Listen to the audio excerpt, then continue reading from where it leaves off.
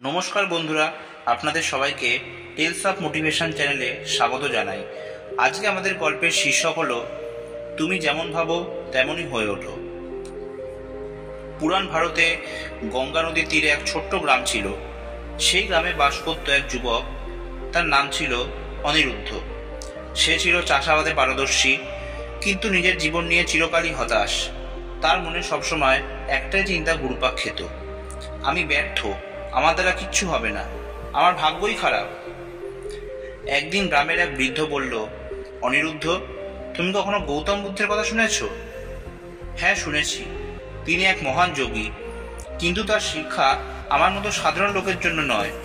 অনিরুদ্ধ অবজ্ঞার সুরে বলল। বৃদ্ধটি মৃদু হেসে বলল, সত্যি? তাহলে এক কাজ করো, পাশের রাজ্যের শ্রাবস্তিতে এখন বুদ্ধ থাকছেন, একবার গিয়ে তাকে প্রশ্ন করো, কেন আমার জীবন এমন? অনিরুদ্ধ রাজি হলো। কিছুটা কৌতূহল, কিছুটা হতাশ নিয়ে সে রওনা দিল শ্রাবস্তির দিকে। দিন তিনেক হেঁটে পৌঁছালো জেতবন বিহারে, যেখানে গৌতম বুদ্ধ তার শিষ্যদের নিয়ে অবস্থান করছিলেন।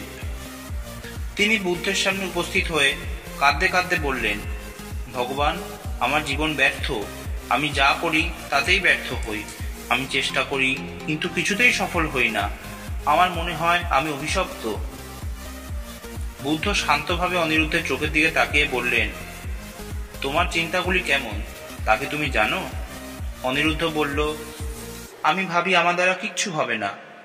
বুদ্ধ বললেন, এই হলো তোমার ব্যর্থতার মূল কারণ। অনিরুদ্ধ বিস্মিত হলেন, কিভাবে ভগবান? বুদ্ধ মৃদু হেসে বললেন, শোনো, যেমন তুমি ভাবো তেমন তুমি হয়ে ওঠো। মন সবকিছুর আগেই জন্ম নেয়। মনই হলো সৃষ্টির মূল।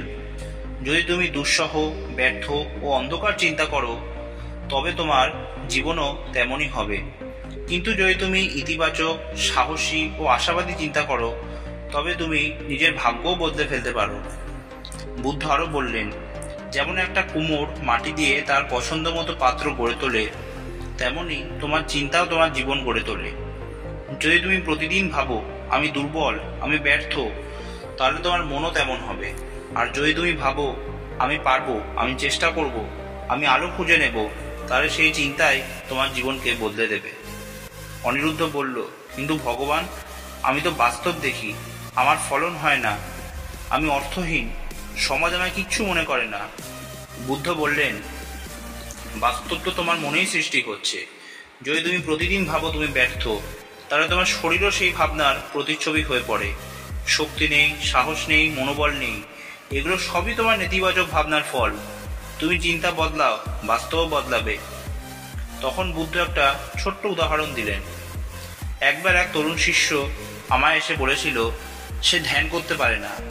সে বলে, আমার মন অস্থির, আমি কিছুতেই শান্ত হতে পারি না। আমি তাকে প্রতিদিন নিজেকে বলার জন্য বলেছিলাম, আমার মন শান্ত, আমি স্থির। প্রথম কিছুদিন হয়নি, কিন্তু 1 মাস পর সে এসে বলল, গুরু, এখন আমার মন সত্যিই স্থির হচ্ছে। এই পরিবর্তন কিভাবে হলো? কেবল তার চিন্তার কারণে। অনিরুদ্ধ ধীরে ধীরে বুঝতে পারছিল। বুদ্ধ তাকে বললেন, তুমি এখনই শুরু করো। প্রতিদিন নিজেকে বলো, আমি পারবো, আমি শক্তিশালী, আমার চিন্তা ইতিবাচক, আমি ব্যর্থতা নয়, সাফল্যের দিকে যাচ্ছি।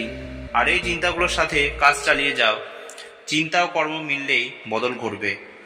বুদ্ধের পা ছুঁয়ে অনিরুদ্ধ বলল, ভগবান, আপনি আমার চোখ খুলে দিলেন, আমি আজ থেকে নিজেকে অন্যভাবে ভাববো। তারপর অনিরুদ্ধ ফিরে এলো নিজ গ্রামে। সে আগের মধ্যে চাষাবাদ শুরু করলো, কিন্তু এবারে তার মুখে ছিল অন্য ভাব, মনে ছিল নতুন আলো।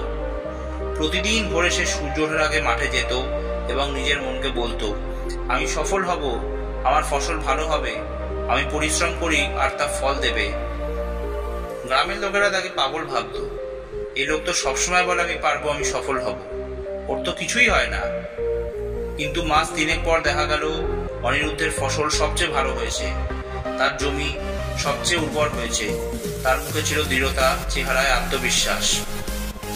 তখন গ্রামের সবাই অবাক হয়ে বলল, কি করে সম্ভব? এই তো সেই ব্যর্থ অনিরুদ্ধ। অনিরুদ্ধ হেসে বলল, আমি বদলেছি আমার চিন্তা, তাই আমার জীবনও বদলেছে। বুদ্ধদেব আমাকে শিখিয়েছেন, তুমি যেমন ভাবো তেমনই হয়ে ওঠো। এই গল্পটি আমাদের শেখায় চিন্তার শক্তি অপরিসীম। গৌতম বুদ্ধ বারবার বলেছেন, মনই সবকিছুর মূলে। আমরা যা ভাবি তাই হয়ে উঠি। আসুন আমরা নিজেকে ছোট না ভাবি। ভাবনার মধ্যেই লুকিয়ে আছে আমাদের ভবিষ্যৎ। ইতিবাচক চিন্তা, দৃঢ় মনোভাব আর ধৈর্যই পারে আমাদের জীবনে নতুন আলো আনতে। আজকের ভিডিওটি এই পর্যন্তই। গল্পটি ভালো লাগলে প্লিজ ভিডিওটি লাইক, শেয়ার আর চ্যানেলটি সাবস্ক্রাইব করতে ভুলবেন না। আবার নতুন গল্প নিয়ে আমি আপনাদের সামনে উপস্থিত হব। জয় হিন্দ, জয় ভারত।